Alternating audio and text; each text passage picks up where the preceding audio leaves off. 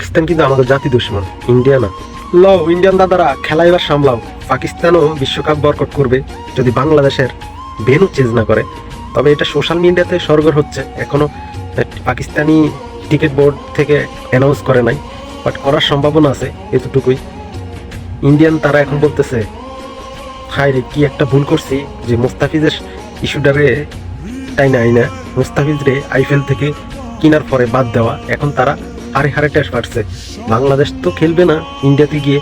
সাথে এখন বাংলাদেশের ভেন্যু চেঞ্জ না করলে, যদি বাংলাদেশ বিশ্বকাপ টি-20 খেলতে না পারে, তাহলে পাকিস্তানও খেলবে না।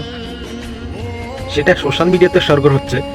এমনিতে নর্মালি কিন্তু ticket board, Pakistan ticket board এখনো এটা নিয়ে অ্যানাউন্স স্ট্যাটাস দেয় নাই।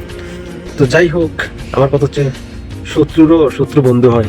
পাকিস্তান হচ্ছে আমাদের জাতি দুশ্মন, কিন্তু তারা আমাদের পক্ষ নিয়ে বিরোধিতা করতেছে।